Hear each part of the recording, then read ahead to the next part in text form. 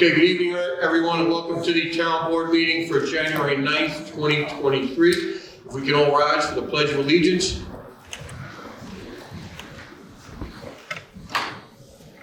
I pledge allegiance to the flag of the United States of America and to the republic for which it stands, one nation, under God, indivisible, with liberty and justice for all.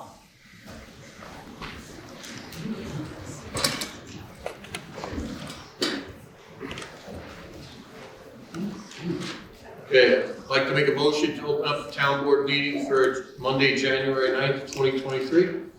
I will make that motion. Call the question. Cardone, aye. Scangarello, aye. Good aye. Okay, so moved. Councilwoman Poole is a bit ill. All's good. She will be returning back to herself, I guess, on Wednesday. Item 3.1 is National Law Enforcement Day. Councilman McGinn, would you like to expand on that, please? Sure. So the National Law Enforcement Appreciation Day was established January of 2015, and this date is designated as January 9th is designated as such. It was established jointly by the Concerns of Police Survivors, COPS, along with the Fraternal Order of Police, the National Fraternal Order of Police. It was in response to several high-profile killings of police officers across the country, including locally police officers Ramos and Blue of the New York City Police Department that were executed in their patrol car in Brooklyn a few days before Christmas. So one of the things that just ask the community to do is show your support of law enforcement. Light a blue light outside your house. Thank a police officer, just on the street. Thank them for the job they do, and that's the reason why we recognize National Law Enforcement Appreciation Day. Okay, thank you. Item 3.2, Restaurant Week. Councilman Scangarello, can you give us an update, please? Sure. So Restaurant Week is currently taking place in Monroe. It started today. It will last through January 23rd. We have 6 current restaurants that are on board: Artistic Taste, Scalia's, Monarca Cantina, Somni Grill, Tequila Grill, and Captain's Table. We did ask other restaurants to join in, but with the work shortage, help shortage situation, a couple couldn't commit. Maybe we'll do it again in the spring and more could get involved, but there are prefixed menus for lunch and dinner for all these restaurants. It is Sunday through Thursday, so get out there and support some of these local restaurants. Let's give them a little boost at a slow time. The only difference is I think Artistic Taste has it Tuesday through Friday. Yeah, it's on their menu. Okay. On the website. Great chef there. Yes. Okay. Item 3.3, tax season information. Madam Clerk / Tax Collector. Yes, tax season is underway. Monday through Friday, 9 a.m. to 2. We will be working the last Saturday of each month, January, February, and March, 9 a.m. to 12 p.m. Once again, we are back in-house collecting payments. There is no lockbox associated with payments this year. We are still not accepting cash, and credit card payments will have to be made by the resident at their residences. If you need directions on how to do them, my office is happy to provide the steps to do that. It's very easy. That's it. Okay, thank you. Public hearings, item 4.1 I'll make a motion to open the continuation of the public hearing regarding proposed amendments to local law EV1 of 2021, amending chapter 57 zoning to establish a 2-family dwelling overlay for the area of Monroe north of Route 17N. I'll second. Call the question. Bingham, aye. Cardone, aye. Scangarello, aye. Good night. Okay. Councilman McGinn. All right, so this has been sent to the planning board for their review and comments. We're expecting to have that back before the next meeting. So I'll make a motion that we pull this over to the meeting on February 6th at 7 p.m. or shortly thereafter. Do I have a second? I'll second. Call the question. Bingham, aye. Cardone, aye. Kangaroo, aye. Good night.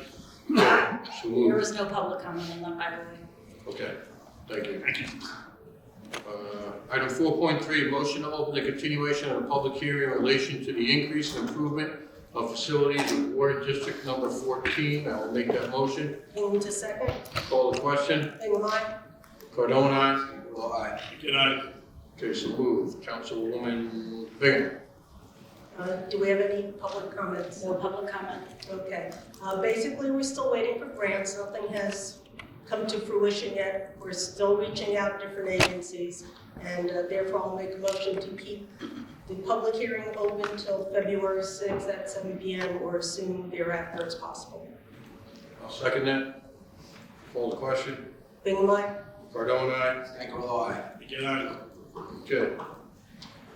Item 4.5 is a motion to, I'll make a motion to open up the continuation of the public hearing to consider the adoption of local law F, as in Frank, V1 of 2022, to establish a registry for all rental properties in the town.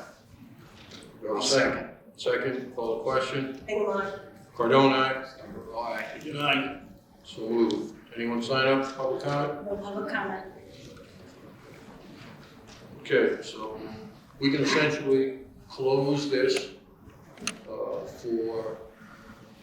and then keep it open for written comments 10 days from now. Yeah, this has been open. We've been working on this probably for the better part of the last 8 months. I think we're where we need to be with this local law. The comments that we've received back from the community, and I think at this point we can close the public hearing, keep it open for public comments for 10 days, and look to adopt at the next meeting on February 6th at 7 p.m. or shortly thereafter. There's a motion. I made that as a motion. Okay. Second. Seconded by Councilman Scangarello. Call the question. Bingham, aye. Cardone, aye. Kangaroo, aye. Good night. Okay, so moved. Item 4.7, I will make a motion to open up the continuation of public hearing, local law H as in Harry, V1 of 2022 to amend Chapter 57 zoning concerning the regulations governing tree preservation. Bingham to second. Call the question. Bingham, aye. Cardone, aye. Kangaroo, aye. Good night. Okay. So presently, we're awaiting comments from the Conservation Commission. We're actually looking into the possibility of having an arborist review this. That hasn't been finalized yet. I have met with Dennis Fordham. Dennis here? I thought I said, yeah, okay. And we're looking to get comments from Max. I believe you guys are supposed to hook up and have a conversation. Yeah, why don't you come up, Dennis, if you want. Dennis is the chairman of the Monroe Conservation Commission. Thank you. Good evening all. That is correct. So we will contact Max after tonight. I want you to know how things are going to turn out this evening. And then I will contact Max to have a meeting with him. As you know, we'd like to involve an arborist, but that's item 7.7, I think. There are a number of comments that have been, public comments that have been received, which you have. We obviously incorporate those into any discussion that we'd have with Max. And hopefully be able to finalise the tree code. Okay. How did your tour go on Saturday with the arborist? It went very well. I had some good, meaningful comments. There was a good group of people there. So, the outcome of that is there's going to be a possible slight move to the location of the town, based on, to some extent, on the tree issues. What do you mean a slight move? They may move the site of the tower. Oh, of the tower. I thought you said town. I'm sorry.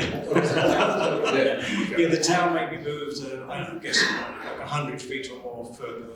It's us on this side of the pond, because we have a hard time, I'm sorry. Okay? Okay, thank you very much, Dennis. Thanks for all your, Thank you, Dennis. thanks for your efforts and hard work. Okay, so I'll make a motion to keep open the continuation of the public hearing of local law H-V1 of 2022 to amend chapter 57 zoning concerning the regulations governing tree preservation. And what I'd like to do is move that until Wednesday, February 15th at 7 p.m. and immediately thereafter. All right, I'll second that motion. Call the question? Hingham, aye. Cardone, aye. Cancarella, aye. Again, I, Okay, There was no public comment as well. okay. Item 4.9 is a motion to open the public hearing of amendments to local law 7-2022, chapter 23, the town code, which is under building construction administration. Okay, so I have a resolution before us. Second. I'll Dave, you have a second? I'll second. Call the question. Hingham, aye. Cardone, aye. Cancarella, aye. again, I, Okay, so moved. So this is essentially adopting a local law that, due to the time frame, we could not do prior to January 1. And this was at the request of our building inspector to update the construction codes and administration that were issued by the state, New York State. So I will read the therefore. So therefore be it resolved by the town board as follows. Section 1, as whereas paragraphs are incorporated herein by reference as though set forth in full. Section number 2, the town board hereby adopts local law number 1. 1, entitled Local Law Number 1 of 2023, amending Chapter 23 of the Town of Monroe Code, Building Construction Administration, with changes as attached hereto as Schedule A. Section 3, the town clerk is hereby directed to enter said local law into the minutes of this meeting and in the local law book of the town of Monroe, and to give due notice of the adoption of said local law by filing the local law in the office of the Secretary of State in the state of New York. Section 4, this resolution shall be effective immediately. Call the question. Hingham, aye. Cardone, aye. Cancarella, aye. again, I, Okay. So, Sorry, who made that motion, Supervisor? yeah, we have to make a motion, my mistake. I'll make a motion to accept that resolution. Hingham, second. Second by Councilman Bingham. Call the question. Hingham, aye. Cardone, aye. Cancarella, aye. again, I, So moved. Okay, then I'll make a motion to close the public hearing regarding the amendments to local law 7-2022, chapter 23, the Town of Monroe Code. I'll second. Have a second? Call the question? Hingham, aye. Cardone, aye. Cancarella, aye. again, I, Okay, so moved.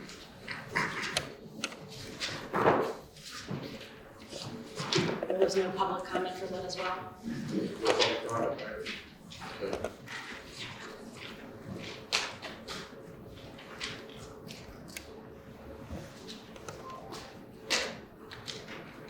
Okay.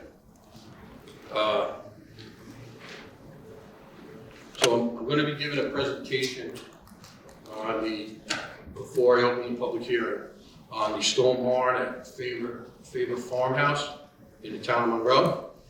Unfortunately, our copy machine malfunctioned, so I couldn't make as many copies as I wanted to. We have 4 copies up here. If anyone would like to see a copy, you're more than welcome to do so. You can come up and take a copy.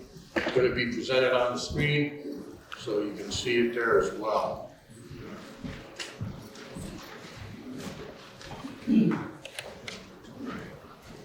So, this is a feasibility study which we did, and right now we're in the process of applying for a grant from the Empire State Development Restore New York Community Initiative. You go to the second page, please. Okay. You might have to, yeah, there we go. Okay, so the stone barn at Faber Farmhouse is located at 105 and 109 Berry Road in the town of Monroe, and that's SBL 29-1-10.1. And it was constructed in 1933, concurrently with the Sears-style farmhouse right next to it on the western side of that U-shaped driveway. Chet Faber purchased the property from his grandmother in 1957 and operated a dairy business on the farm until 1971. Chet was also a forest ranger, and he constructed the extent concrete block addition to the barn to the west to serve as a milk shed in 1958. Additional construction on the site included creation of that distinctive pond, which was done in 1958. The town of Monroe purchased the property in 2004, and the site has been serving as a home campground for the local Boy Scout troops. The buildings in site are not currently listed on or considered eligible for the National or New York State Registries of Historic Places, and that comes from our architect, Stephen Tilley, who did the study. I guess there are qualifications that have to be met, and unfortunately, currently, they do not meet it. So exploring all these possibilities and to get where we are today, in December of 2021, the town of Monroe was awarded a $4,000 grant from the Technical Assistant Grant Program, known as TAG, through the Preservation League of New York State, and to support our efforts to complete a feasibility study for the stone barn at the Faber Farmhouse. That study actually cost us $5,000, so there was an out-of-pocket expense for the town of Monroe of $1,000. From the summer of 2022 until late October of 2022, we were working with Stephen Tilley, an architect, to create a feasibility reuse study, and that was conducted and presented to the town in late October of 2022. In November of 2022 to present, we've been working with Millennium Strategies, which is the town of Monroe grant writer, and the town submitted an intent to apply for the Empire State Development Restore New York Communities Initiative. That application must be submitted no later than January 27, 2023. So we get to the options that came in the study, and I'm essentially just going to list the pros and the cons of each. So this is the reuse option A, which is to restore the barn for a 3-season use.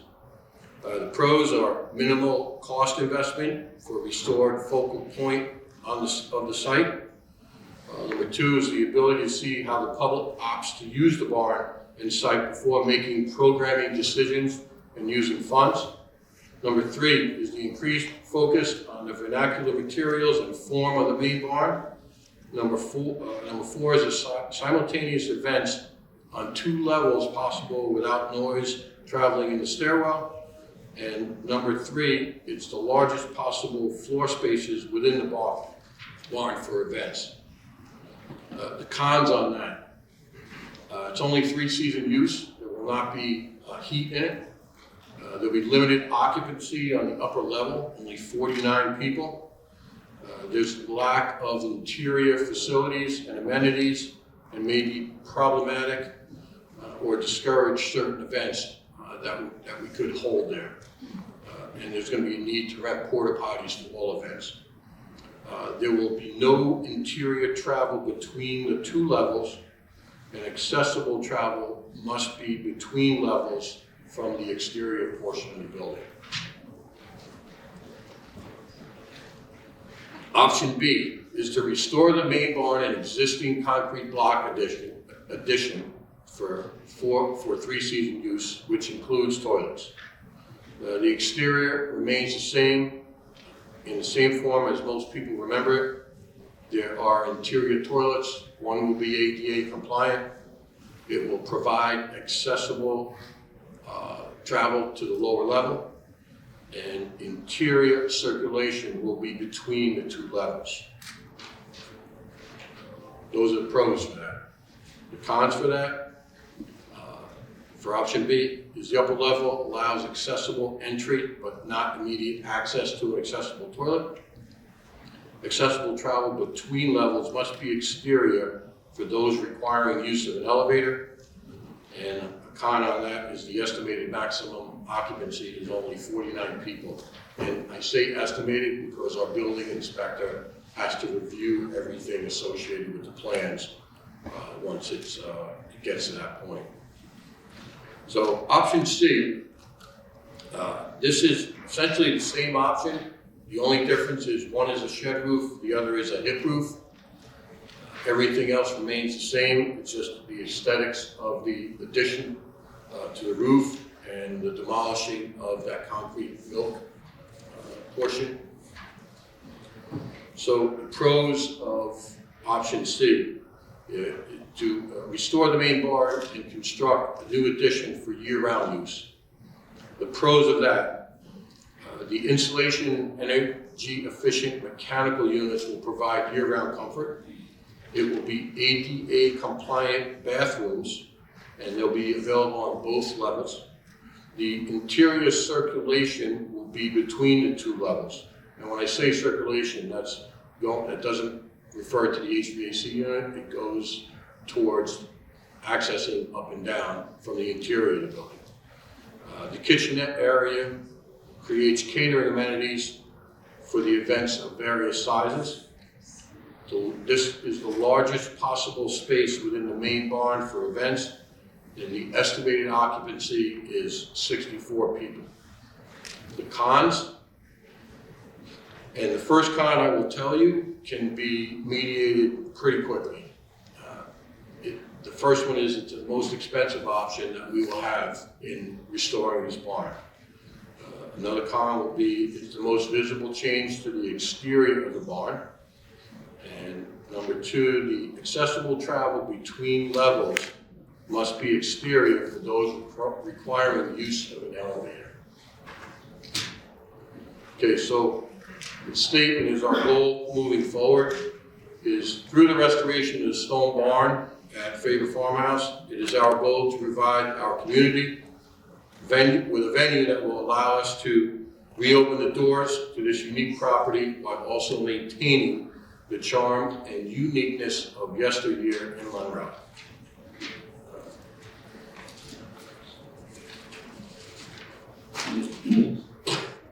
Okay. So I'd like to, give me a second here. So I'd like to make a motion with respect to the proposed rehabilitation of the stone barn at Faber Farm. That number one, there is no intent, never was, of the town to sell the property or otherwise transfer the property or any title of the property, nor could the town legally do that without additional legal notices and the public process, including notice of permissive referendum and a 30-day waiting period. Number two, that the stone barn at Faber Farm is located at 107 through 109 Berry Road, and the SBL line is 29-1-10.1. And number three, that the town board agrees, confirms, and ratifies that the public hearing published for tonight is to be conducted with this understanding. Do I have a second? I'll second. Any discussion? I have a question. They said minimal cost to improve the barn under option one. Yes. Do we know what that cost is? $18,000. $18,000, thank you. Yep. Call the question? Bingham, aye. Cardone, aye. Good night. Okay, so moved. So now, I'd like to open up the public hearing regarding the grant application from the Empire State Development Restore New York Communities Initiative for Faber Farm. Seconded by Councilman Scancarello. Call the question. Bingham, aye. Cardone, aye. Good night. Okay, thank you. Madam Clerk, anybody sign up to speak? Carol Hawkshurst.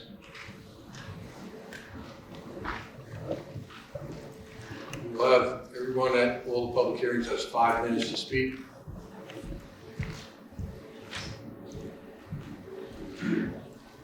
Happy New Year. Happy New Year. So just, what would these, option B, option C, what would the cost be for those two? We will answer after everybody. Okay, and I think that was it. That's all. Okay. Maureen Richardson.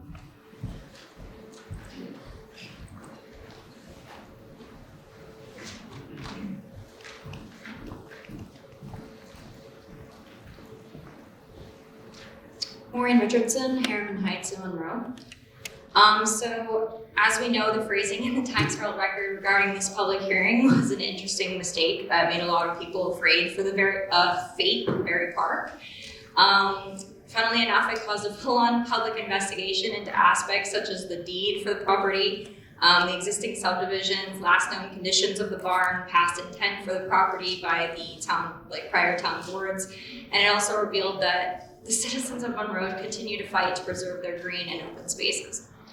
In my investigation of the grant, I realized there are no restrictions for the renovation that need to be designated as historic, nor renovated in any certain fashion that ensures it remains true to its original character. But as this presentation clears up, that that is one of the goals, and it's not possible for it to be designated on the list of historic spaces, if that's correct, right? So that clears up a large community question, is that while it might not be considered officially historic, I feel like it's a historic place representing a unique architecture and one of the only pieces from this time period that remain in Monroe. So it's good that we shore up the walls before something structurally deteriorates to the point where we can't restore it. So in my research regarding the deed, I noticed that at least from the version listed on Orange County records, there are 2 separate tax parcels with separate addresses and deeds. I reviewed Orange County land maps and found that Berry Park does not appear designated as an official municipal park, which raised questions for me. And I want to ask if these conclusions are correct. So Berry Park and its associated deeds currently have no deed restrictions that restrict the use to passive recreation, and theoretically they could be put up for sale and subsequently developed under the current zoning, which appears to be rural residential. And number 2, Berry Park is not officially designated a municipal park that provides more permanent use restrictions and requiring a more stringent vote to overturn these use designations. I just wanted to ask if those are correct. Not only are these lands vital to Monroe's history and present, they're vital for our future drinking supply. There are wetlands and feeder streams from Umbaisha Lake that lie on the same tax parcel as the stone barn, which is also, of course, the site of the Boy Scout Jamboree fields.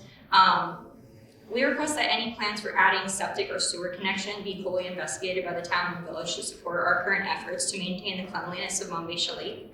And what are the methods proposed for disposing of sewage and waste outlined in these proposals? I think we would want to see where they would encroach, how closely they would encroach on certain streams on the property. And given the sensitivity of this parcel, its history, and its proximity to Umbaisha Lake, we ask that in your analysis of this property, you entertain a meeting with Orange County Land Trust to investigate placing the maximum amount of this property, regardless of grant or renovation, into a conservation easement, as the announcement of this public hearing made us realize that the town-owned land does not necessarily mean preserved. If we are to entertain grant opportunities to protect this historic structure, to us anyway, we should explore protecting the public's investment in our town-owned parkland forever. And then just a couple of questions from hearing the proposal. So there were no specific cost breakdowns, including the overall costs. I think we would like to see, if just $18,000 was answered, but what are the other options, the costs for them? And what are the breakdowns, especially because it appears that the town has to commit a certain percentage to receive the grant. It's not completely covered, if I'm right. So we should know the costs.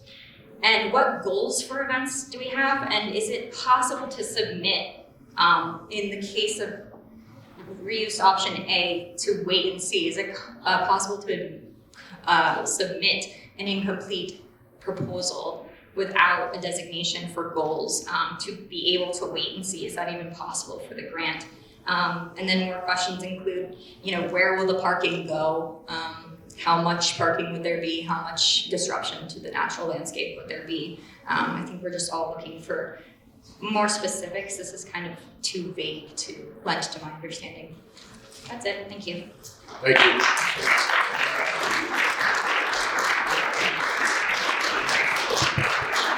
That's all for public comment. Okay. Carol, I answered your question, right?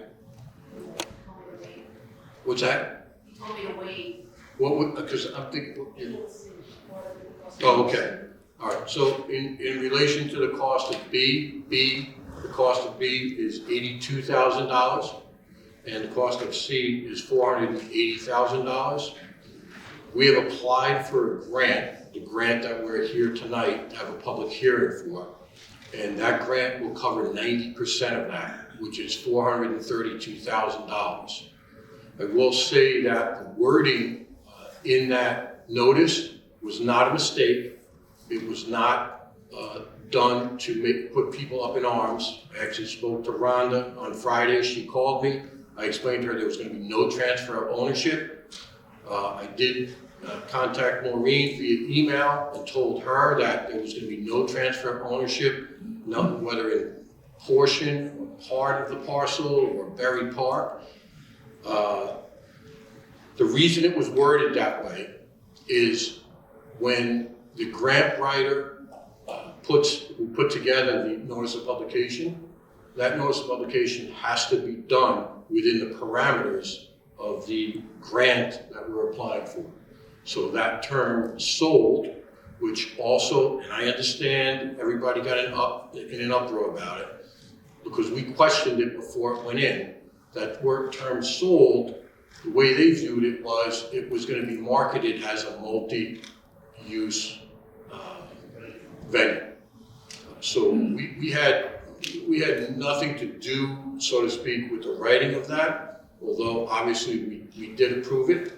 And the error in I'm not trying to put blame on anybody, but the error in the address was due, and we were aware of this when we sent the notice out to publish it, which was about a week and a half ago. The error was due to the fact that when the architect came out to do the study, that was the address that was put in. It's on the second page, I believe, in this study. It was 121 Berry Road. And the grant writer was privy to that study, so they pulled that address from that part of it. As far as the study, it will be placed on the website tomorrow for all to view. I'm not sure what Mrs. Richardson said regarding what was in the deed. We have to do a title search on it, and that was part of the process going through this deed. I don't want to get ahead of myself, but we don't want to get ahead of ourselves here, but that's part of the process going forward. We're not going to speculate. We're not going to put out any items out there to the public that would create fear or misunderstanding with respect to this. As far as the sewage waste goes, our engineers have worked on this or are working on it, and they're working on the parking as well. The limited amount of people that are going to be able to use this venue, so let's say in round numbers it's 70, they will be doing a study as to where that would go.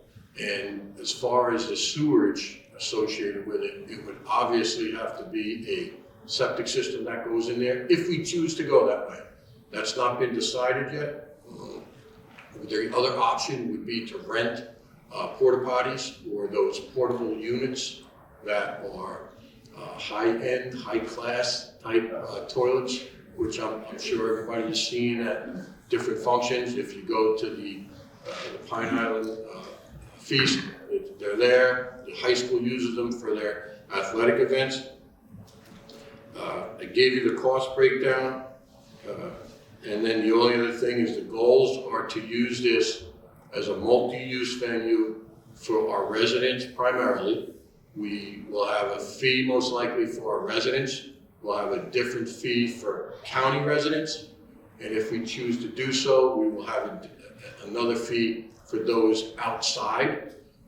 Because I believe we have to open it up if we accept this grant to everyone within the parameters of where the grant comes from, which is New York State. Who pays for the insurance? I can't hear you. Who pays for the And I would like you to come up, just.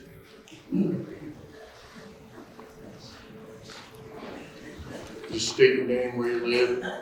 Hi, Rhonda Avila, 18 Berry Road. The taxpayers pay for the insurance, that's gonna, for a venue, you have to have insurance and liability and everything. So what will happen is each person, whether it's somebody that rents the venue or whether it's a caterer that comes in, will have to provide us with an insurance certificate that covers us. We're paying insurance on it right now, so there's gonna be no change as far as that goes. Any additional insurance would be provided by the actual user and the person who would be doing the catering. So the town's paying for insurance on it now, but when you increase the Well, number. just speaking to the mic, please, just lower All it. right, so when you increase the number of people that enter that venue, or the insurance would possibly go up. When I spoke to our insurance company back last year, we told them we were doing this, and they said there would be a minimal to no increase on it. You're welcome. Okay, do the board have any questions? Listen, I asked everybody to sign up to speak. I'm gonna allow you to come up. I'm not allowing anybody else if they didn't sign up. Come on up. Look, come on up. We have to follow the rules of public speaking. I understand. You're welcome, Tom. I'm very sorry. No, it's all right. Tom Lawrence, Monroe. Is there going to be a vendor at this location? It's going to be by the Parks Department, is that? The Parks Department will oversee everything, and we will most likely have recommended vendors Okay. that will, obviously have access to it. Were you talking about kitchen facilities at all, or? There's gonna be a small kitchen there, primarily not to cook right now, but to reheat items. Okay, and I just wanted to reiterate what you said about the insurance. It won't cost the town anymore. The insurance would fall on the person who was renting that facility for that amount of time. Yeah, and I'm Regardless of the amount of people who are there. right, I will tell you this. There might be an increase in the insurance because we're increasing the size of it. So- Okay, well, yes, that would be the building insurance. Right, that would be the building insurance. But as far as the liability insurance goes, if somebody supplies a certificate of insurance, the town is covered, and those people are proving that they are covered. Yeah, because they're gonna have to, and that goes for anybody, like when Yeah. people rent the senior center or they come to town hall, they have to provide us with an insurance Right. certificate that lists the town as additional insured. I just wanted to back you up on that. Yeah, no, I appreciate it, no problem, thank you very much. Okay, Yeah, I mean, listen, this sounds like a very, assuming we get the grant, this seems like a reasonable use for the property. I mean, whether it's designated a park or not, I mean, I thought it was, one of the people questioned whether it's designated a park by the county. I have to look into that. I believe it is. It's always been a town park. It's labeled as a town park. I mean, it's always been a town park, so.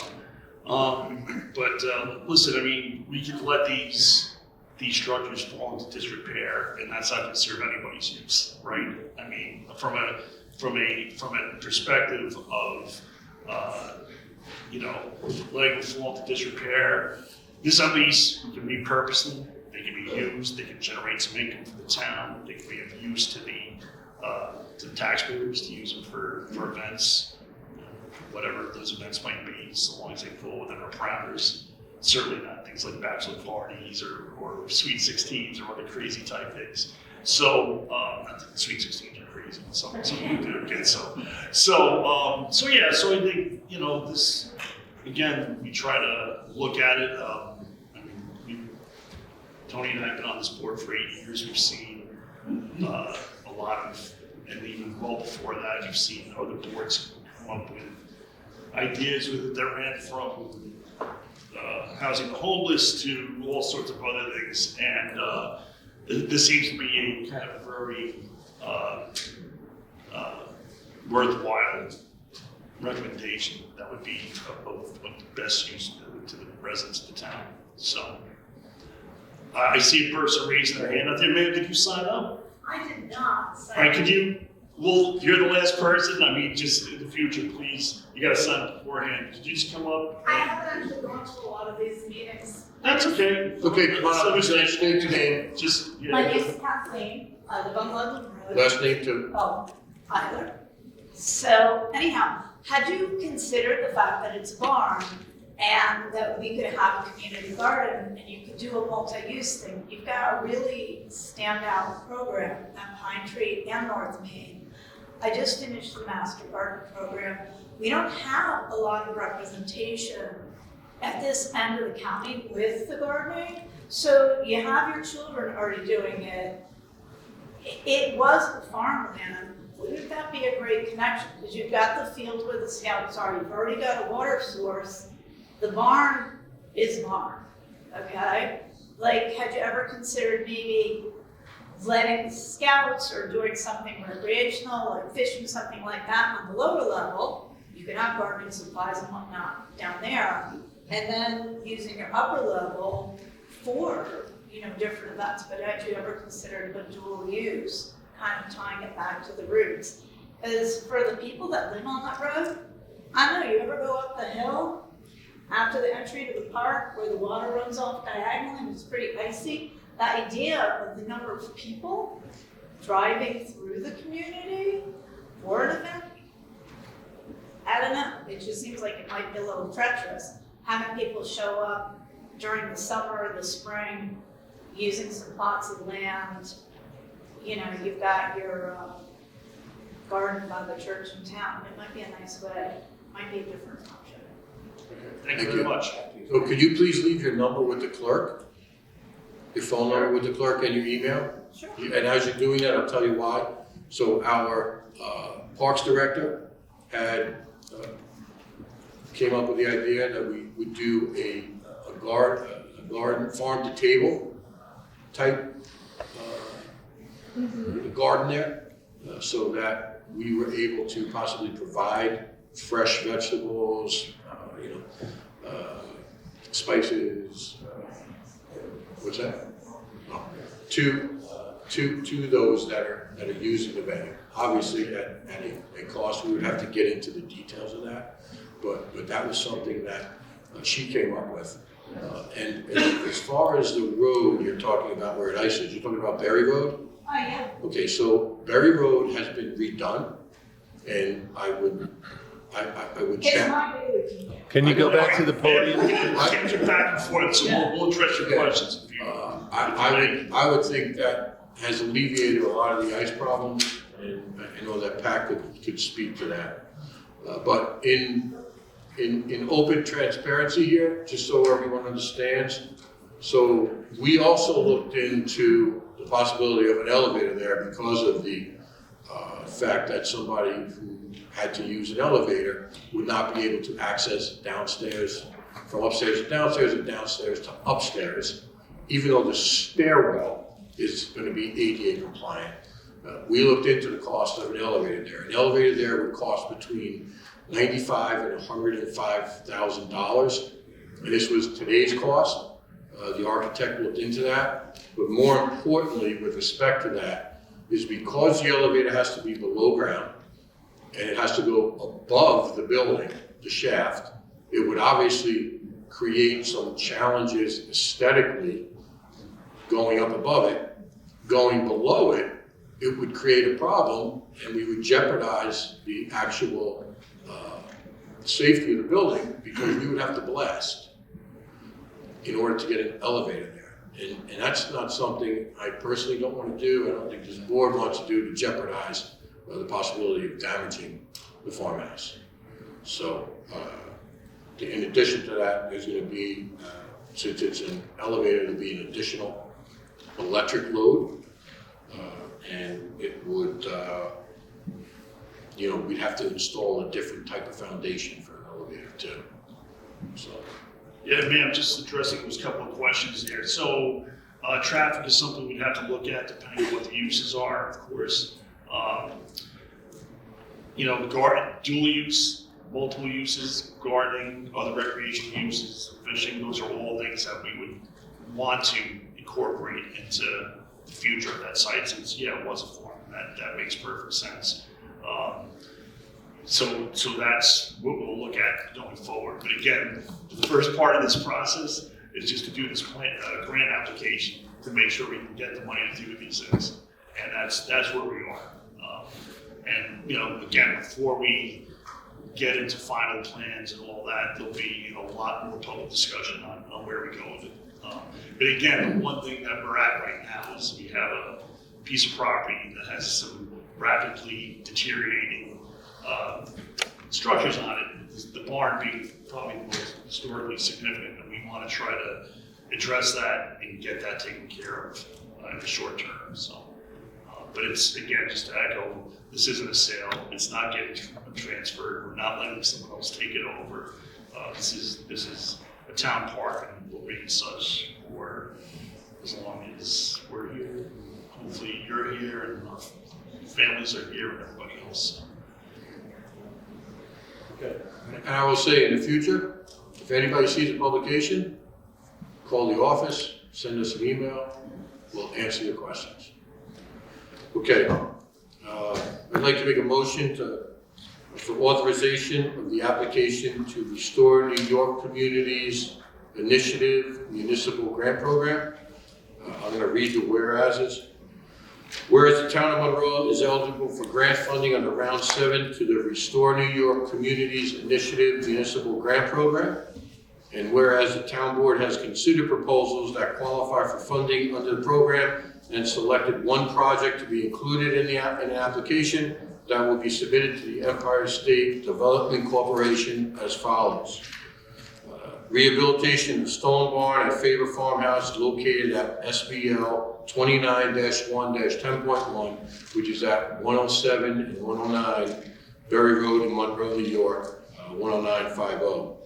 Its interior and exterior structural repairs and aesthetic improvements, which will be performed to repurpose and market the barn as an event space. Whereas this project is consistent with the goals of the municipality and the grant program to facilitate effective and efficient use of existing public resources, so as to promote both economic development and preservation of a community resource. And therefore, the town board of the town of Monroe is authorizing a grant application to the ESDC Restored NY Communities Initiative Municipal Grant Program for the aforementioned project. Now therefore be it resolved that on this day, 9th of January 2023, the town board hereby supports and will sponsor the application for Restore New York funding for the Stone Barn Rehabilitation Project and will administer the grant in accordance with all applicable rules and regulations established by ESDC, and be it further resolved that the town supervisor is authorized to sign the application and any agreements required by ESDC for grant funding that results from the application. I will make that motion. I'll second it. Seconded by Councilman, McGinn. Any other discussion? You have to sign it, so do we need a separate motion for you to We're sign? not the grant is saying that the town supervisor is authorized to sign it. You're not authorizing me to sign it, am I correct? Thank you. Okay. Anything else? No. Call the question? Bingham, aye. Cardone, aye. Good night. So moved. Okay. I will make a motion to,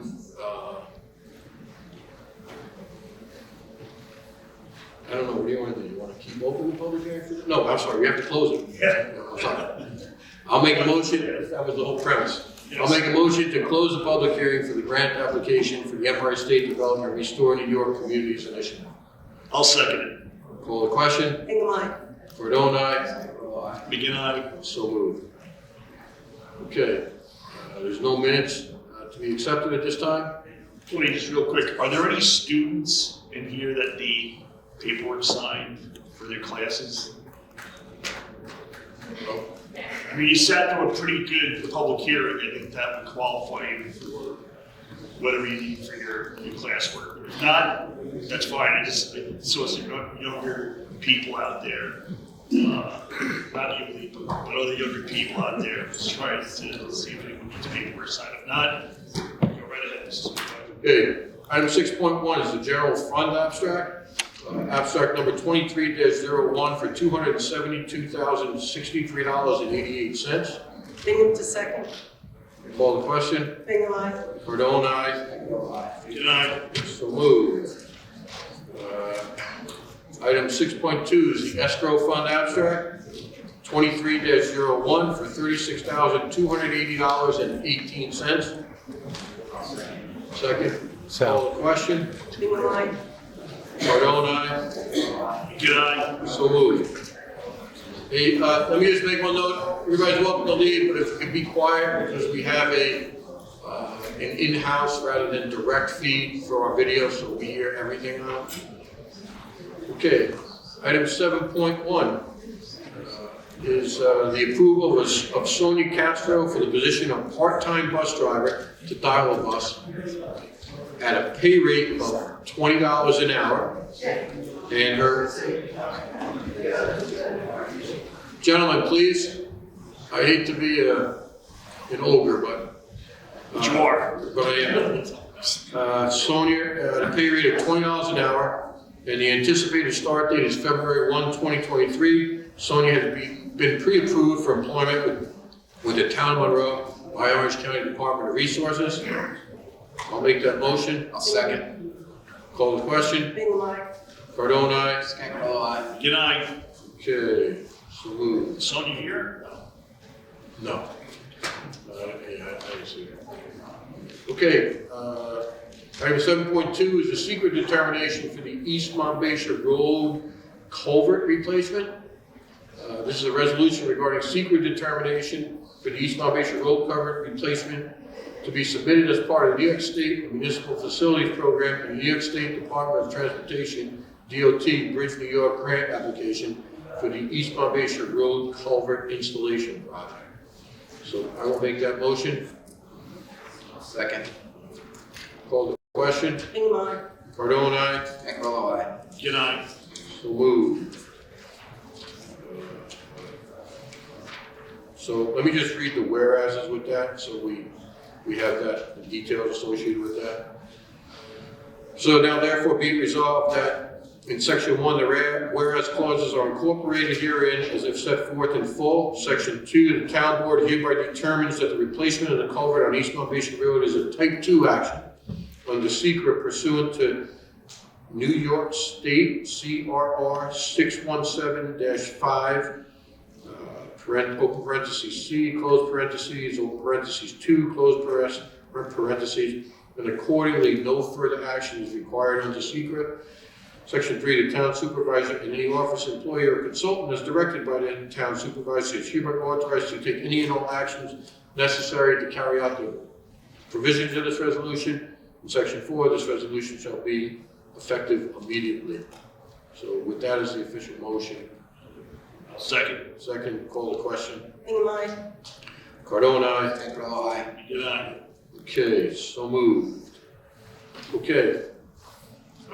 Next up is item 7.3, the culvert survey proposals. So this is for the East Monbassia Road culvert / bridge. We have two proposals. One was in from Mercurio, Norton, Tiroli, Marshall. They're known as MNTM at an estimated fee of $3,800. And the other survey proposal was by James A. Dillon, that's Dillin, for $4,500. What is the recommendation of the board? We usually take the lower proposal, so that would be Mercurio, Norton, Tiroli, and Marshall, 3,800. Okay, lowest responsible. So you good with that? Do you want to make that motion, Councilwoman Bingham? Sure, I'll make the motion that we accept the proposal from Mercurio, Norton, Tiroli, and Marshall for 3,800. for the East Monbassia Road culvert. Okay, I'll second. call the question? Bingham, aye. Cardone, aye? Cantaloupe, aye. Good night. Okay. All right, so the next item up is the 7.4, the Meraki switches at the Highway Department, primarily dial-a-bus in the senior center. There's a proposal from Town of Windsor, which is a state bid vendor, and they're the ones that do our IT service. So those Meraki switches and the license for support for 5 years total $11,084.49. And a majority of that will be given back to us federally through dial-a-bus. I'll second. Second, any discussion? Call the question. Bingham, aye. Cardone, aye. Cantaloupe, aye. Good night. Okay. Somebody else is gonna make this motion. It's essentially a resolution authorizing the supervisor to execute the engagement agreement with PKF O'Connor Davies LLP for auditing accounting services for the town of Monroe for the years ending December 22, 23, 24, 25, and 26. I'll make that motion. I'll Bingham, second. second for discussion. Go ahead. They're roughly raising their rates 4% every year. I think 1 year it's a little less, 1 year it's a little more. We're still under the 2% cap. And I think New York State is going to be doing that for the foreseeable future. Is there any chance that we can negotiate with them to be realistic with the cap? I spoke to them, and no, there's not, and unfortunately, the problem is New York State puts the pressure on the municipalities to stay under that cap, and they don't stay under it anywhere near close. So it's essentially with everything going on out there, whether you're purchasing highway equipment, supplies, the 2%, essentially has to be adjusted. We've talked about it for years. But yeah, I spoke to him, and listen, if you go out and you check other firms, this is a mid-sized firm, you're gonna get prices that are considerably higher. And since it's professional services, we don't have to go out to bid for it, correct? Okay, so.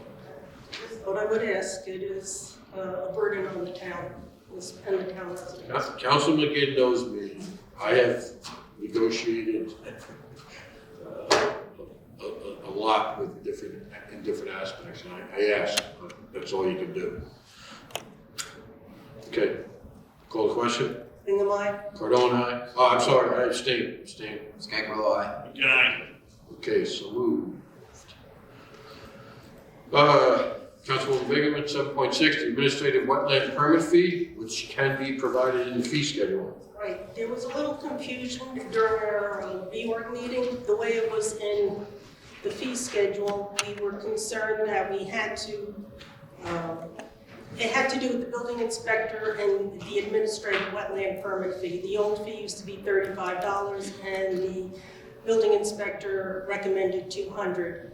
There was a question whether we had to revise section 56-8B of town code, but because the town passed in 2008, I'll pull up the correct section, town code, chapter 26B, authorizing the fee schedule. I just wanted everybody to know that we approved the $200 as the new administrative wetlands permit fee, and we're all good.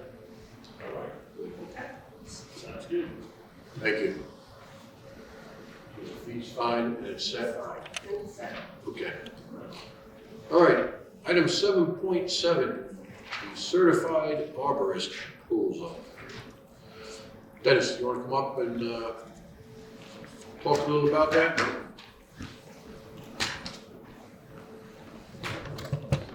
The arborist proposal we received, I guess, late last year. There are two parts to it.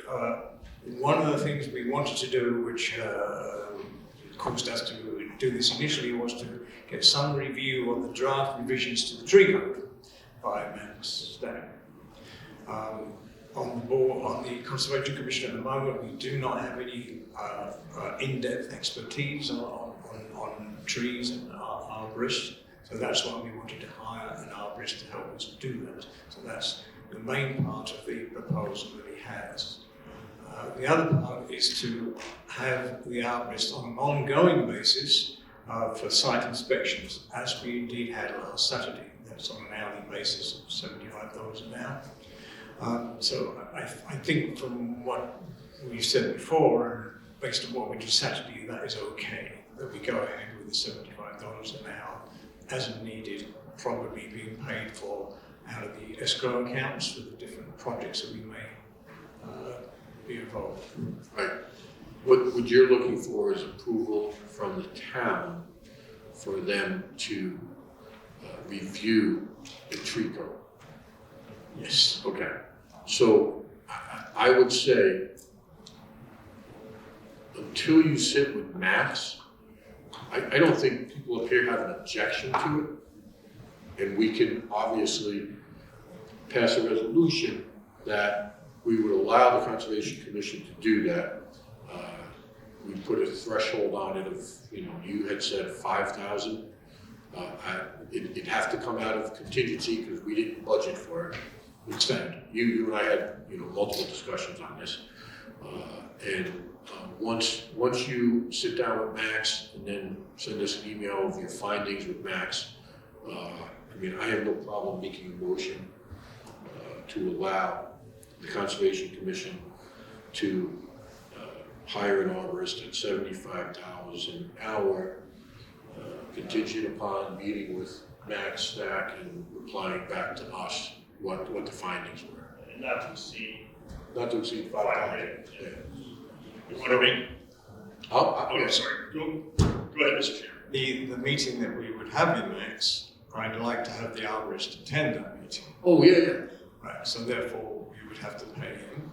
So that would be on an hourly basis, but obviously we'd have to agree that just for that, for him to do some initial review and go to that meeting would be whatever we decide it should be. And if we approve for $4,000, you could probably get a lowest rate, right? I think so. We don't want some cut rate. Yeah. No, I have faith in you that you will control the spending on it, and believe me, I don't think anybody up here is worried about that. okay, so I would submit an email to you, I guess, with what we think that meeting would cost us. Well, the initial meeting with Max? Yes. All right, let's make a separate, we'll make a separate motion for that. Yeah, well, I think, listen, I think, so they need the arborist, so Max, the arborist, to meet, so why don't we, and then the commission can meet, so why don't we just make a motion, cap it, and then. Cap it at 5,000? Yeah, and have, just report back as to the, that big top, that doesn't make sense, back with the list, and have the arborist, and have, the chairman update us as it goes through. Let's do it. I'll do that. That's fine. Okay. Good, thank you. All right, so we have that motion from Councilman McGinn. Thank you, Dennis. Do we have a second? I'll second. Call the question. Ingham, aye. Cardone, aye. Scanlon, aye. And I, So moved. Supervisor, I just want to recap that motion was to allow the Conservation Commission to hire an arborist at $75 per hour, contingent upon meeting with Max Stack and reporting back to the town board not to exceed $5,000. Correct. sounds good. And that one meeting is not going to be $5,000, obviously, so. Wow, meeting. Yeah, long meeting. Okay. Item 7.8, Councilwoman Bingham, task order for Water District Number 1. Right, we need to get Magooey Hauser Edsel involved once again. Water District 1 has been having problems. We started discussing this back in the summer. I forgot it was July or August. But getting some of the tanks that we needed to do the work is like a year lag. I'll check again with Mr. Patterson over there, but supply I guess still with COVID, the supply chain is still broken. So we need to reach out to McGooey House or Edsel to give us some other contingencies. There's still the skid contingency, but since that was several months ago, I want to make sure no new technology has come up where some other vendor is now known to us.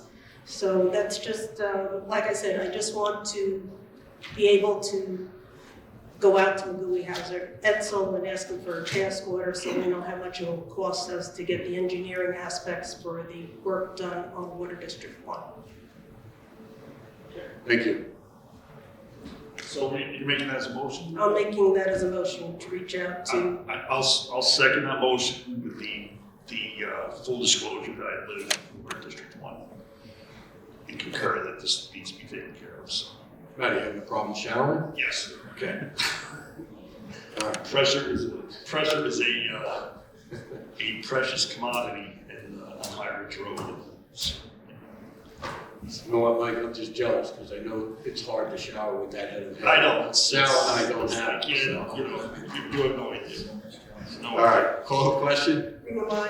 Cardone, aye. Again, aye. Okay, so moved.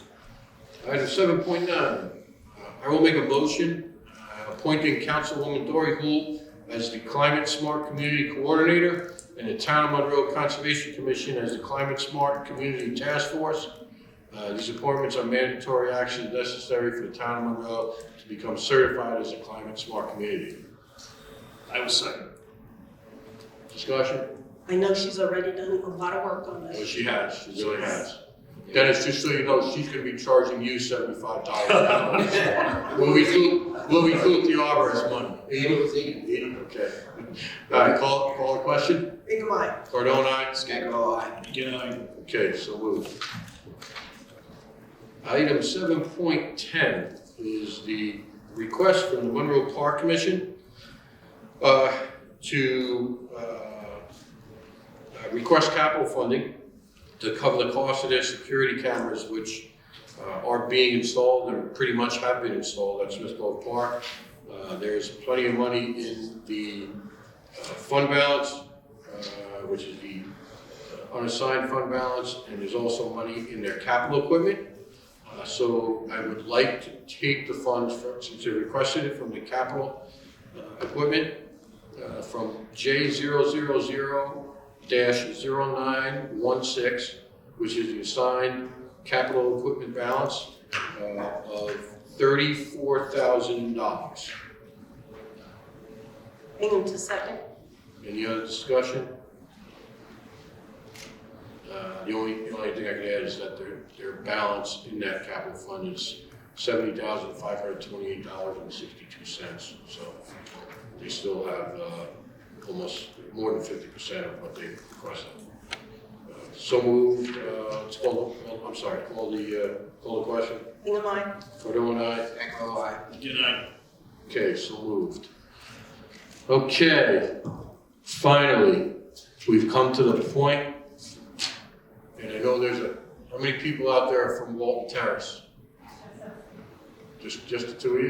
Okay. Supervisor, skip number 711. Excuse me?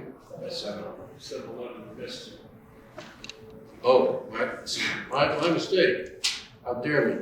Okay, item 7.11, petition for the establishment of the DG Management Drainage District. Don't worry, Lee, I wasn't ignoring you. Okay, we've spoken to council today, just to go over the issues surrounding, getting this accomplished. So I'll let Bobby Zitt discuss.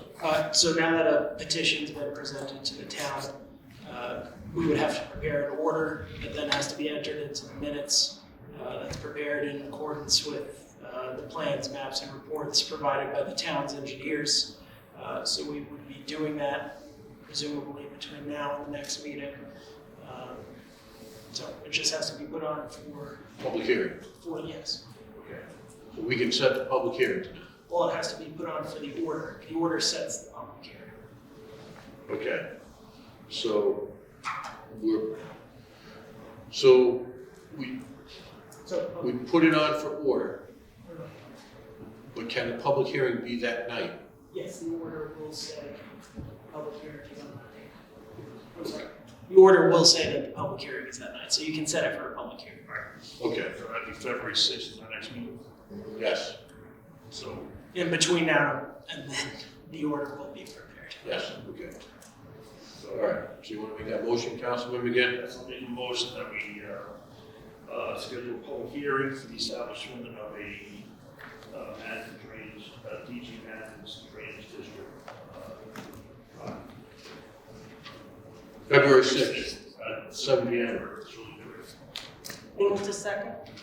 Any other discussion? Call the question. Bingham, aye. Cardone, aye. Begin aye. Okay, so moved. I know the process is very detailed and tedious, but we're getting to that point, slowly but surely. I will say that if your attorney was a little bit more responsive quicker, we wouldn't have to be dealing with this at the last minute, okay? And I know he's been in touch with Brian Nugent and Bobby over the last couple of days. Okay. Now, Walton Terrace. Okay, so this has been ongoing for a good year and a half, 2 years. I was up there last week with our highway superintendent, and this resolution is essentially accepting the official dedication of a portion of Walton Terrace, which is the portion on the southern side of Cromwell Hill Road. And I'll read the whereas clauses. So whereas the town board previously adopted a resolution dated August 15, 2022, accepting the dedication of a portion of Walton Terrace, subject to certain conditions. And whereas one such condition included receipt of authorization from the New York State Department of Transportation regarding the width of the proposed highway for dedication. And whereas the town and the petitioners had communicated with the DOT regarding the need for their approval and were advised that the DOT does not provide or require such approval. And whereas petitioners were also required to provide a meets and bounds description of the proposed highway, and such meets and bounds have been submitted by petitioner and annexed to this resolution. And whereas petitioners were also required to provide title search documents to the town, which documents have been received from petitioners. And whereas such highway acceptance was also subject to the submission and filing of an order laying out a highway from the town highway superintendent, which document has been received by the town, duly executed by the town highway superintendent on January 9th, 2023.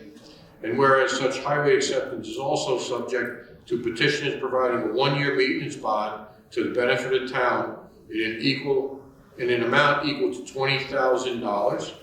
And whereas pursuant to 6 NYCRR 617-5, open parentheses C, close parentheses, open parentheses 23, close parentheses 23, open parentheses 32, close parentheses 32, the exception of the dedication of this is a type 2 action.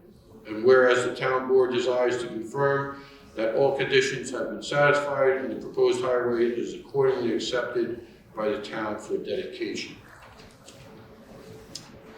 Do I have to read the therefore be it resolved?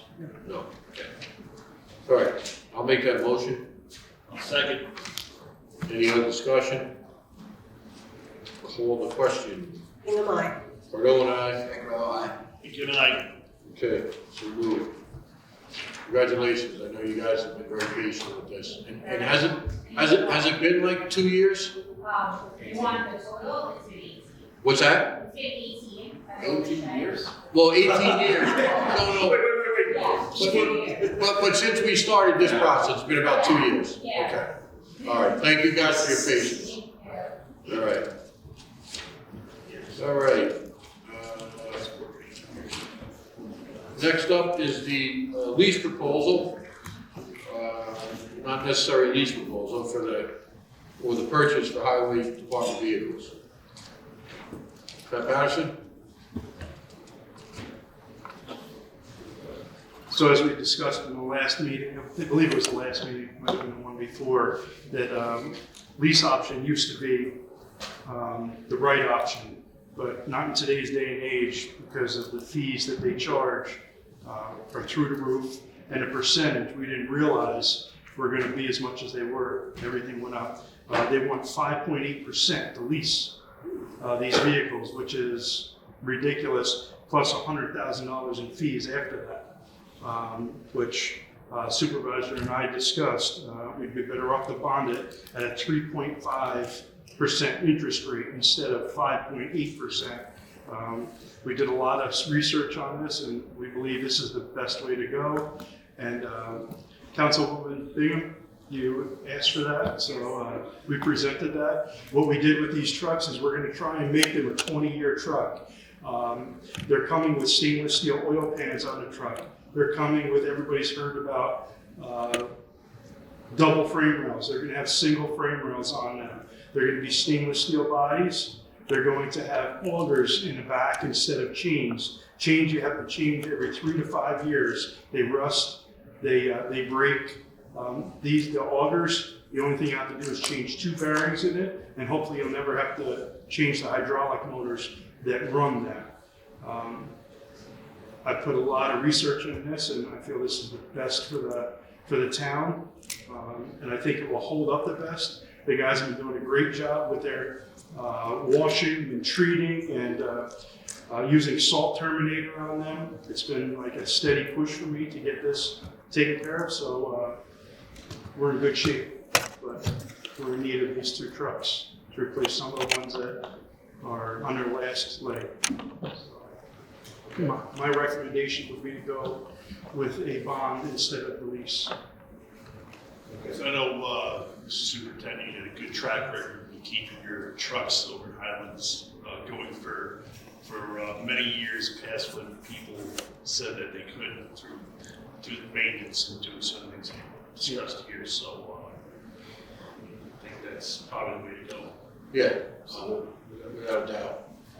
And I would think we would also have to make a motion to allow our bond counsel to go out for bid bond. So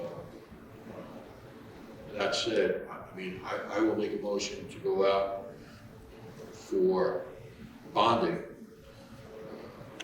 which will, do we have to set a public hearing for that prior to, or are we allowed to? I would defer to bond counsel. Yeah, yeah. So, all right, so I'll hold off on that. We'll do that February 6th. And how many trucks are we looking to bond out? 2 2. at this point. Well, one quick question. How long do you think it'll be before those trucks can come in for next season? I have a commitment from Kenworth. Kenworth they're newer to the game in municipal trucks, and if you see the slope on the front end of them, that's one of the reasons why. Mack International told me 2025, I can have this truck in build June 1st of next year. So we will have it for next season. When you say next year, you're talking 23? Yes. Right, this Well, year. Yeah. Next season as well. Yeah, okay. So next plow season. Okay. All right. So we'll take that up on February 6th. Moving forward. Thanks for the report. Also, Thank you. I will tell you that I know I personally received at least, and run into at least, I don't know, 6 people who were very appreciative of the way that that last storm was handled. There was a lot of flash freezes that went on, and there was a lot of icing throughout. And you guys handled it, I think, extremely well. So. Thank you, especially, I think they did an outstanding job too. And there were some concerns about the amount of salt that we used on the roads this year, or for that storm. Well, if you rode to any town, municipality in Orange County, everybody was on the same page as we had to do that because of the flash freeze that was coming. We didn't know when it was coming, how fast it was coming. So we try and use as little salt as possible. I don't like the waste salt. And with some of the roads that were questioned, I live on that road, and I don't like to see that salt, but it's a hill. And as you said, I had many pictures. Many residents contact me about how happy they were about the ice that we had to deal with, the 3 to 5 inches of ice on the sides of the road where it was running out and freezing. Christmas Day, I'm at people's houses and we're resolving ice issues. A nice lady emailed me a picture of her motorcycle because we cleaned up in front of her driveway. We had that 60-degree day. We had the ice out there before she could take that motorcycle out, and she was really happy. Yeah. So we had so many Listen, compliments. the safety of the public is paramount when it comes to this type of situation. That's the highway superintendent's first goal is Yeah. highway safety. Okay. Anybody else? Okay. Next up is the amendment to the contractor sale with LMO3 Realty, which essentially is the purchase of the DeAngelis Hall from Somni. We have to make a motion to adjust the closing date. So I'll make a motion that closing date between the parties hereto in the contract dated November 19th, 2021 for the purchase of 15 Lake Street, Monroe, New York. The parties agree as follows. Number one, the closing date shall be amended from February 1, 2023 to February 28th, 2023, which is essentially a month. And number two, if there is any conflict between the terms of this amendment and any other part of the contract, the terms of this amendment shall prevail. Somebody will have to make a motion because I have to sign it. Motion as read. I will make that motion as read by the supervisor. I will second. Any discussion? Call the question. Bingham, aye. Cardone abstains. Well, aye. United. Okay, so moved. Item 8.4 is a resolution to adopt a local law to amend the code of ethics. The 10-day period after the closing of the public hearing has expired. Madam Clerk, do we get any replies? No. No? Okay. So I will make a motion to approve the adoption of the amendment to the Code of Ethics presented to us by the Ethics Committee. Bingham, a second for discussion. Okay? I guess this is more of a legal question. I don't know if Attorney Zitt has an opinion right now. But right now, when the town board puts out a proposal for bid or whatever, and we, let's say, need a new town engineer, will the responsibility now fall more on the town board to review the consultant's proposals to make sure that there's no conflict of interest? Well, I think you would be doing that anyway. Yeah, the engineers do that. Right, Anyway. engineers, hydrologists, anybody that would be as a consultant to the town board. I just want to make the public aware that we're not letting things slide. The town board is still doing its due diligence to make sure that they're operating ethically. Yeah, and I think, I appreciate your concern, but I think that's the given, it's been a given with this town board, so. Yes. Okay, call the question. Bingham, aye. Cardone, aye. Well, aye. United. Okay.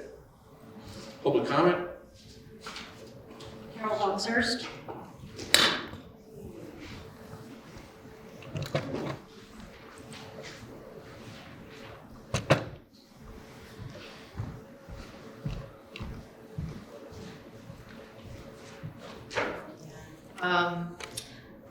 I just have a question again. Please state. Oh, Carol Hawkshurst, in Monroe, New York. Hawkshurst Road. So I'm just wondering, on Hawkshurst Road, I know I've brought this up before the board before, and with our new highway town supervisor, welcome. I'm wondering, I'm really concerned, genuinely concerned with the bus that's going up and down our road. Since I was a kid, I grew up here. Every kid on Hawkshurst Road is picked up at the end of the road by Orange Turnpike. if a bus actually stopped at every house on that road, it would never get to the school, like for any place. But it's a very windy, very narrow road. And there's a reason why I believe our Woodbury school buses have not been going down that road to pick up the kids. Instead, at the end, they stop right at Orange Turnpike and they pick them up. Because not only does it's a dead-end road, and what this bus does is they back up. They can't make the corner. Sometimes I think they might be able to, but they don't. They just go up and they back up and then they go forward. And I know that's not safe at all. There's little kids on that road. I'm really, really concerned about that. And I just wondered, is there a limit or a law of how wide the roads need to be and in order for a school bus to go up and down the road? And I wondered what the width. We'll address after Brian speaks. Yeah, and you may not even, and I'm just wondering if someone could go out there just to measure it and see. It's windy. I mean, Tony, you probably driven, yeah. I have an answer for you, but. Okay, all right. So I'll leave it at that. All right, thank you. Thank you. Sasha Kittle? Kmittel. Sasha Kmittel. So recently I've noticed that there's litter just everywhere, like around Goose Pond Park, on the trail by the commuter station, like all on the sides of the road. Like in all public areas. I don't want to go back and forth, Okay. but Goose Pond Park, what are you referring to, Chester?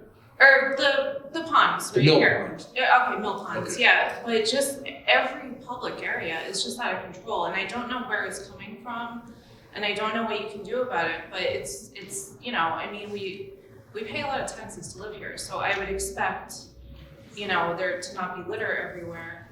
And there's just other things too, like the I don't know what it's called, but the small public bus, is that dial-a-bus? Dial-a-bus. Okay, so they are speeding up and down the road, I've noticed recently as well. But I don't know if there's anything you can do We'll about address these that after. problems. Yeah, like maybe is there anything you can do about the litter? I'll address everything after you speak. Okay. When you're done. Yeah, whatever questions you have, and then when you get done, we respond to everyone once all the questions are out there. Okay, I'd also like to have an update on the Rye Hill project and what's happening with that. And that's it, that's for now. Any other speakers? Maureen Richardson. Thank you. Thank you. Thank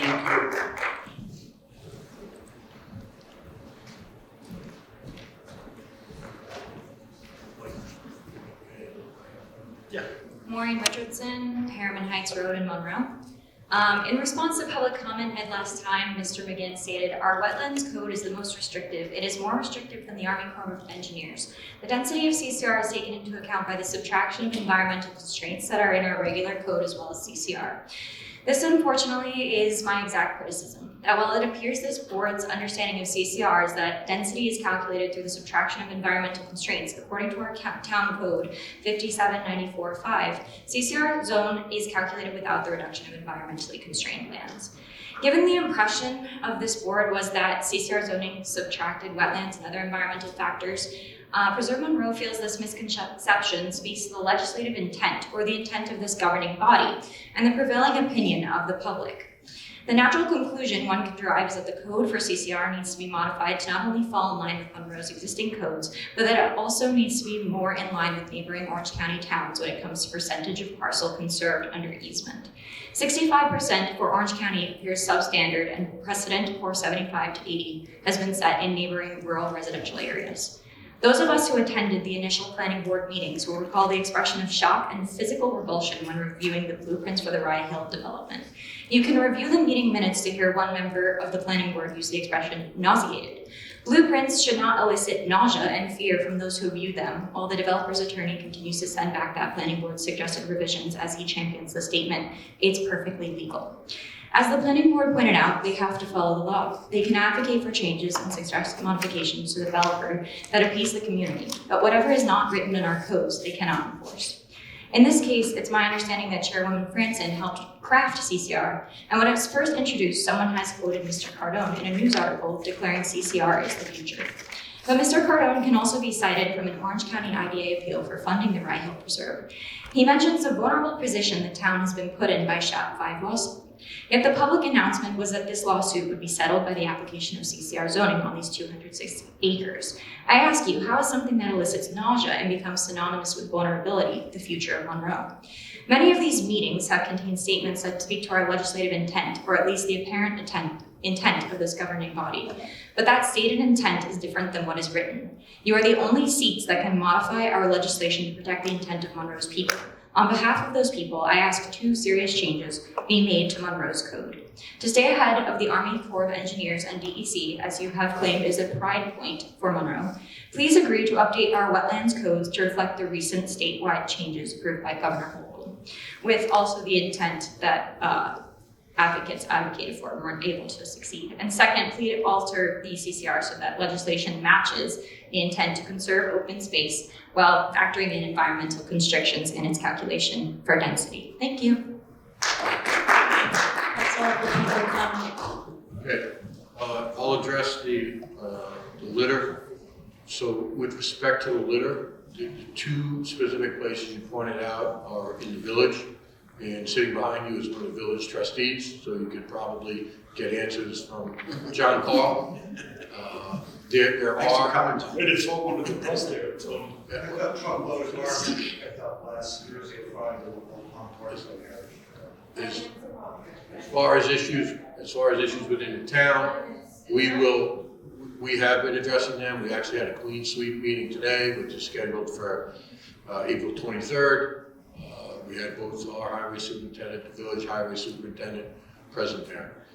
And I actually have 2 of our maintenance staff going out and taking care of a road over by Drummond Hill to address an issue there. I don't know if somebody's garbage opened up or what happened there, but that's going to get taken care of because it's about a 300-yard section that needs to be taken care of. As for Dial-A-Bus, I will tell you that I'm 95% sure that the Dial-A-Buses you're talking about are coming out of KJ, because I've watched our Dial-A-Buses drive, and I've watched KJ's Dial-A-Buses drive, and KJ has a tendency, those drivers have a tendency to speed, and I ask you that if you do see this again, note on the top and back of the bus or on the side, whether it says Village of Kairos Joel or Town of Monroe. Our drivers are spectacular and have been spectacular. Note the bus number as well. Yeah, get the bus number and we can we can address it with the county and KJ. Okay, yeah. Carol, we had a meeting with the 4 private bus companies. I'm sorry, 3 of them were there. 3 private bus companies. The Village of Monroe Police, State Police, Councilwoman Biggin, Councilwoman Houle, Pat Patterson, myself, the school district were present. And we addressed every issue, and your issue was paramount.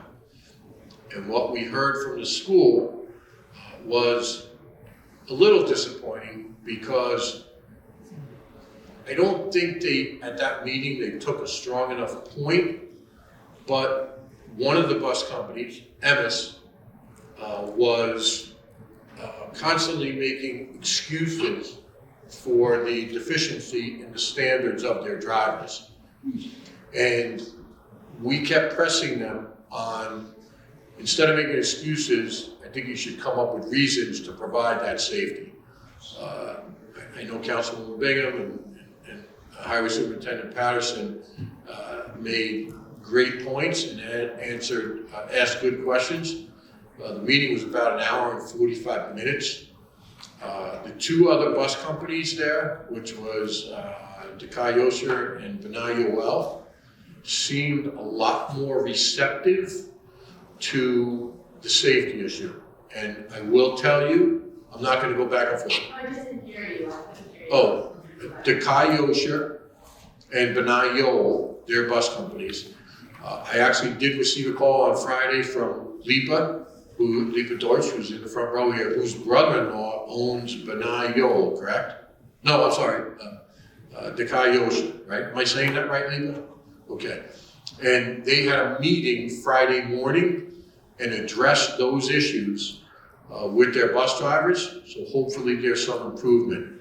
One of the other details of the meeting, which is extremely troubling, and this is where I was concerned, as many others in the room were, is approximately 50% of the runs are being paid for by Monroe Woodbury taxpayers.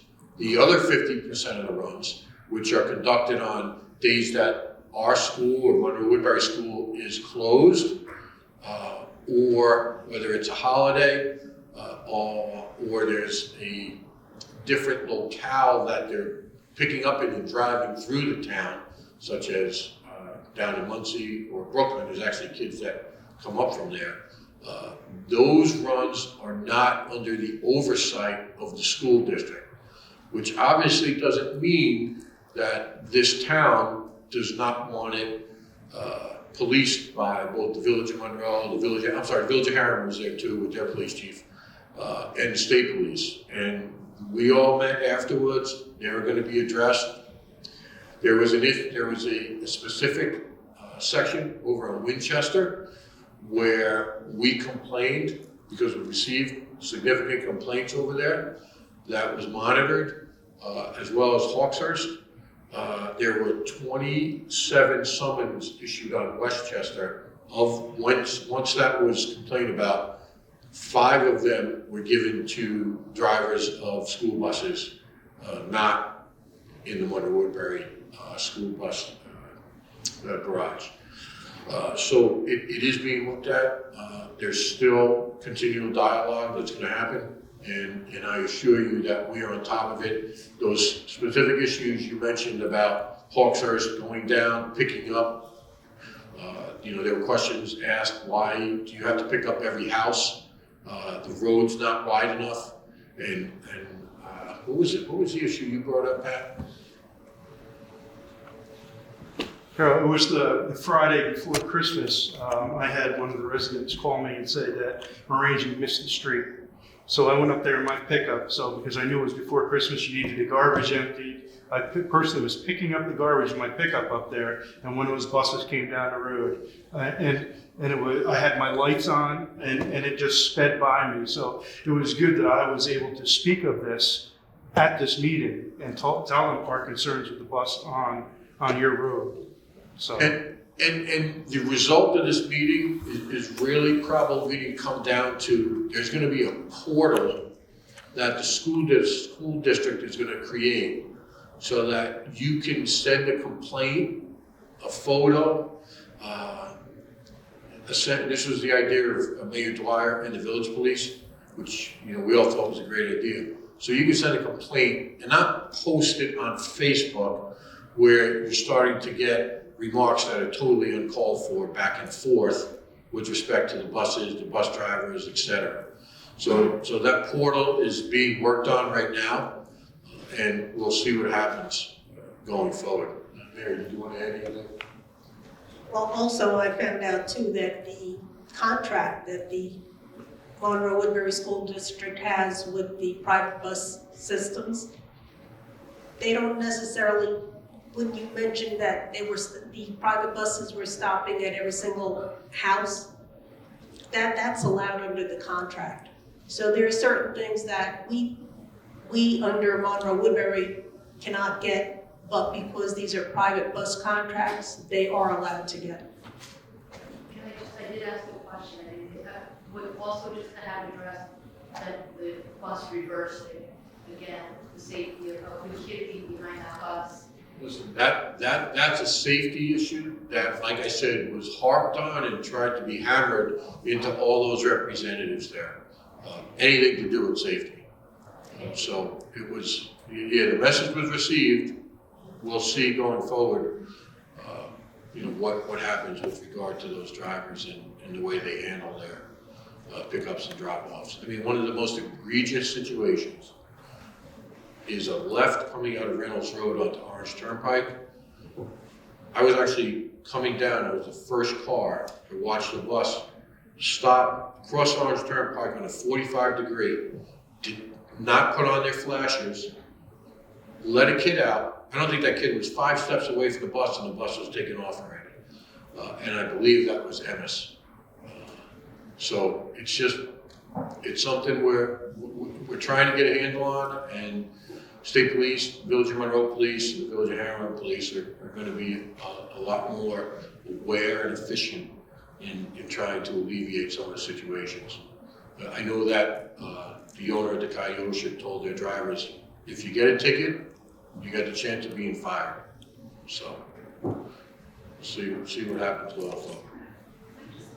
Well, I'm wondering, why is it a problem? I mean, like, why aren't bus drivers? I can't go back and forth with questions because that's not the rules of our public comment. But I will say that it's a problem because of the mentality of the drivers. And if you're not going to get called to the carpet because you're doing something wrong, you're going to continue to do it. So once you get called to the carpet for making a mistake, you get a violation, you hope that things change. Yeah, just to expand upon it, listen, any type of vehicle infractions or motorist behavior, whether it's from bus drivers or regular drivers or whatever, the way that you modify that behavior is through enforcement. And, I commend Mary and Tony and the school district and the local PDs and mayors for getting on board with this and trying to do something about it. And I think they will. State police too, they were part of this, and we're very hopeful that, again, I think these private school companies have gotten the message that we're not gonna, as a town, and as the 2 villages under the town are not gonna tolerate it. And that, by the use of this portal, we're gonna have it documented when there are infractions. And I think through that modification of their behavior, through enforcement, it will cease to occur. Will it totally eradicate it? Of course not. But I think these are important steps that have been taken to address the situation in kind of an unprecedented way. So one other point, and SP confirmed that it was an Emmis bus company issue. There are buses out there, multiple buses from Emmis, that have blocked out the major identification on their buses. So if you see that, take a picture of it. Normally what they don't block out is the DOT number on the front left and right of the bus next to the front wheel wells. And I think what'll happen is, actually, Councilwoman Wool is the one that brought this up because she's got a bus that passes her house. She actually took photos, displayed those photos that day, and she's, to be commended for noticing that. I have not seen that, but other people, along with law enforcement, have seen it. So that's an issue that's also being addressed. So if anyone out there sees that type of lack of identification on the bus, please, enter into the portal once I come up, or email myself or any of the town or village trustees. Okay. That being said, anything else? Yeah, I'll just address a couple of the issues that were raised. Sasha, regarding the, and I didn't catch your last name, sorry, but regarding the Rye Hill Preserve development, we have not received anything back from Sunbrook as of yet. That's the applicant. So when they do, we will, that response to the plans that come back, we'll go to our planner. The planner will do his due diligence, look through those plans, look through that response from them. And when we feel that we have, if there is, we get to that point where there is an application that we are going to move forward, then we'll start the process of doing so. But it'll be all duly notified posted and all that. There'll be, be plenty of notice and, participation from members of the community. All right. Ms. Richardson, the couple of things I wanted to answer with your questions. So regarding, so if you take regular zoning, 1 acre zoning, you have 50 acres, you already say, so you think that you get to build 50 houses, right? But then the environmental constraints are subtracted out of that. And then that's when you wind up with your actual count, right? Say 39 houses or 29 houses or whatever, because those environmental constraints were factored into what the actual buildable lots are, right? That's how it works in regular zoning. With the CCR, the way it was done was that the engineering company, the planner, they looked at the environmental constraints that included wetlands, steep slope, ridgeline protection, watershed protection. They took all those factors into consideration and came up with the numbers and the mixed housing types that were part of that plan. And that's how we came up with those numbers. So all those environmental restrictions that are in our code were subtracted out before the building numbers or the numbers for the development were put into that plan. That's how that was done. So I think the other statement that you made was that the chairwoman of the planning board, Ms. Franson, was part of the CCR plan, and that's a straight out falsehood. There's no basis in fact. She never had any input or part of the CCR planning process. All right, that was never anything that she did. So I don't know where you got that from, but there was nothing. She had no input into it. Right, that was totally separate from her duties on the planning board. And so again, just back to the CCR, to the Right Home Preserve, when we get something, we'll be back on the agenda and we'll move forward. So that's it. Okay. Do I have anything else to add? I'll make a motion to adjourn at 8:58. Do I have a second? I'll second it. Call the question? Aye. Bingham, aye. Cardone, aye. Aye. Good night. All right, thank you all for your attendance tonight. Have a great evening.